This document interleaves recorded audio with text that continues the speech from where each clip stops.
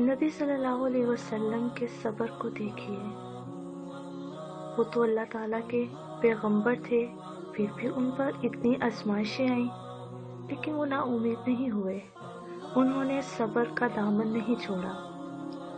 اب یاد کریے اس دن کو جب نبی صلی اللہ علیہ وسلم قریش مکہ سے تنگ آ کر طائف میں جانے کا ارادہ کرتے ہیں، اس سوچ کے ساتھ کہ میں وہاں کے لوگوں کو اسلام کی دعوت دیتا ہوں، وہ لوگ اس کو قبول کر لیں، میرے ساتھی بن جائیں اور ہم مل کر اپنے رب کا دین پھیلائیں. تو آپ سب جانتے ہیں نا انہیں اس وقت وہاں سے کیا رسپانس ملا تھا. وہ جاتے ہیں، اوباش لڑکوں کو پیچھے لگا دیا جاتا ہے، جو غلط کلمات بھی کستے ہیں، پتھر بھی مارتے ہیں اور گالیاں بھی دیتے ہیں. اور ہم پڑھتے آئے نا بچپن سے کہ نبی صلی اللہ علیہ وسلم کے پاؤں جو تھے اس وقت لہو لہان ہو گئے تھے.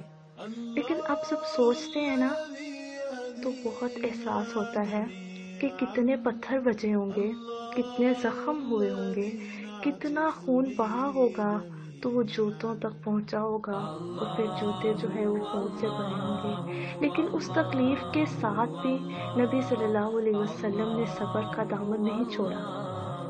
ادھر سے واپسی پر